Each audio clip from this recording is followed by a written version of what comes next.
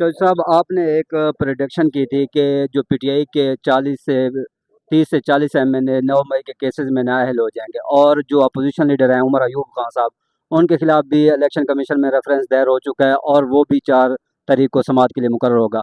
तो इससे बचने का कोई तरीका भी है या बस यही होना है हर सूरत? देखिए, जो उमर अयूब के खिलाफ रेफरेंस है वो तो सिरे से बकवास रेफरेंस है। उसमें कोई ग्राउंड्स तो है नहीं। इसी तरह जो केसेस हैं तमाम लोगों के खिलाफ 9 मई के, वो सारे बेसलेस केसेस हैं, पोलिटिसाइज केसेस हैं, सियासी तौर पे बनाए गए, मेरिट कोई नहीं है। लेकिन ये मुल्क को आइन कानून के मुताबिक तो चल नहीं रहा। इसमें हम कहें कि जी आइन ये कहता है, कानून वो कहता है। 26वीं तरमीम के बाद आपके सामने आप अदालतों को रिपोर्ट करते हैं, आपके सामने अदालतों का क्या हाल है। तो इसलिए मैंने ये तो किसी अंदर को भी पता है कि क्या होने वाला है। जो भी सियासी केस करता है या जिसने थोड़ा भी सेंस हो, उनके लिए तो ये राइटिंग ऑन द वॉल है कि क्या होने वाला है। तो ये मैंने कहा, मैं उस पर बिल्कुल कायम हूँ कि ये होगा, और इसमें मज़ीद तेज़ी आप देखेंगे।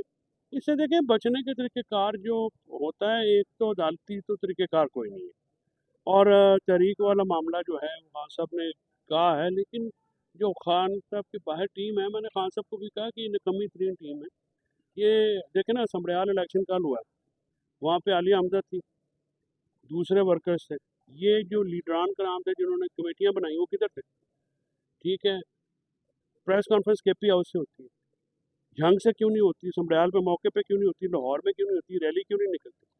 देखिए ना, कोई फैसला साज खान साहब को भी अपने फैसले ठीक करने पड़ेंगे। ये उस्मान बुज़दार जो लगाए हुए हैं ना पार्टी पे, उन्होंने वही हाल करना है जो बुज़दार ने पंजाब का किया था। पार्टी का भी हाल यही कर रहे हैं, और इसका नुकसान सिर्फ उनको है। अपनी ज़ात पे लोगों को सियासत मत सिखाएं। मैंने उनको बेशर्त तो कहा कि खुदा के लिए सर, आप अपनी ज़ात के ऊपर आपने आपको तख्ता मश्क बनाया हुआ। हर बंदे को कहते हैं जी कि वो फलाना इस्टेब्लिशमेंट का, फलाना इस्टेब्लिशमेंट का। आज वो तनवीर साहब का मैं बात सुन रहा था, वो कह रहे हैं जी कि मैं फैमिली से के साथ राब्ते में हूँ, इस्टेब्लिशमेंट के साथ में, और फिर कुछ लोग की बात।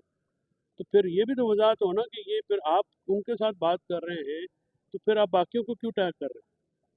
देखिए, जाति की बात है ना, फिर हर बंदा बात तो करेगा।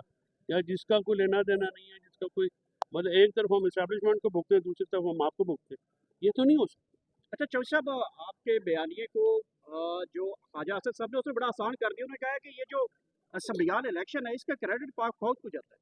डायरेक्ट उन्होंने कह दिया है कि इस इलेक्शन का क्रेडिट ही पाक फौज को जाता है। तो 24 वाला का क्रेडिट किसको जाता है?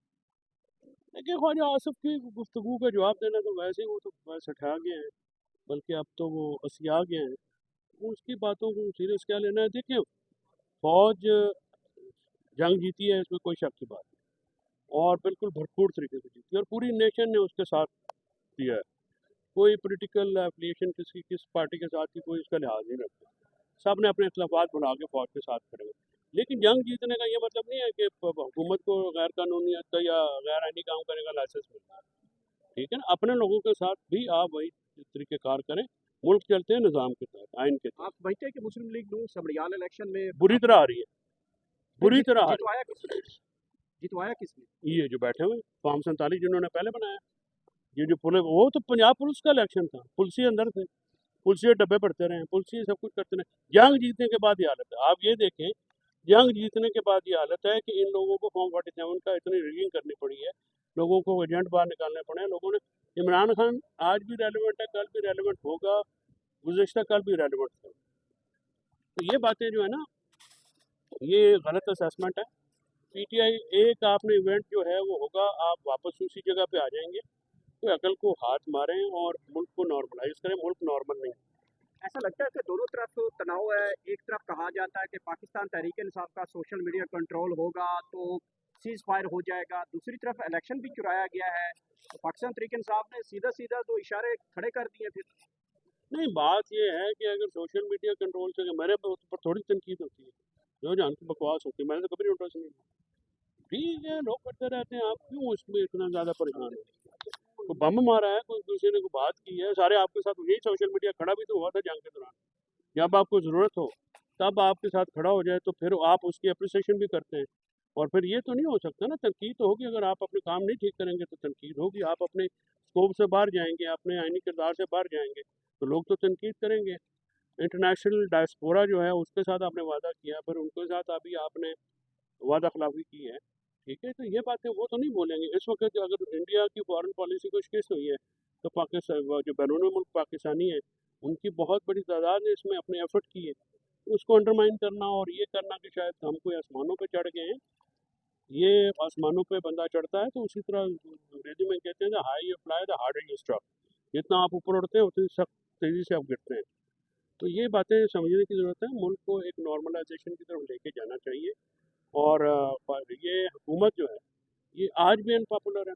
समड़ियाल का इलेक्शन सामने नज़र आ रहा है कि जिस तरह से इन्होंने इलेक्शन कराया कोई साफ शफाफ इलेक्शन नहीं हुआ।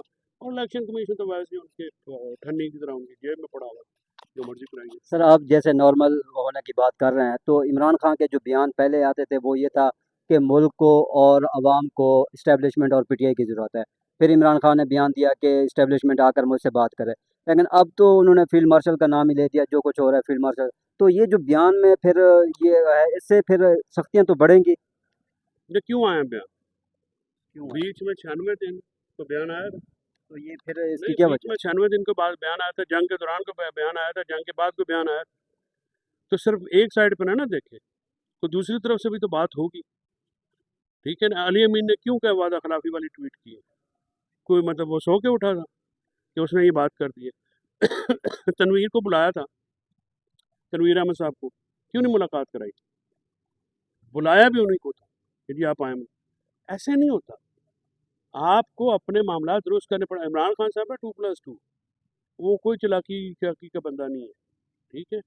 उसके ठीक है, उसके कंपेनियंस हैं, उसके साथ जो इस वक्त पार्टी में तो लोग उसने लगाए हुए हैं वो सारे निकम्मे भी हैं, सस्ते अदाकार हैं, बाहर कुछ कहते हैं अंदर कुछ कहते हैं, ठीक है। वो एक अलग बात है। लेकिन इमरान खान साहब की ज़ात को लेके आप 96 दिन जो नहीं आया मैसेज कोई, उसमें आपने क्या किया? कोई सख्तियाँ कम की? आपने कोई उनको रिलीव किया? इस तरह तो नहीं हो सकता ना। इमरान खान के ऊपर कोई ज़रदारी या नवाज शरीफ नहीं है, ना उसने आपसे डील लेनी है ना उसमें बात करनी है। तो ये आप इस तरह से ना करें, कोई संजीदा बात। Thank you.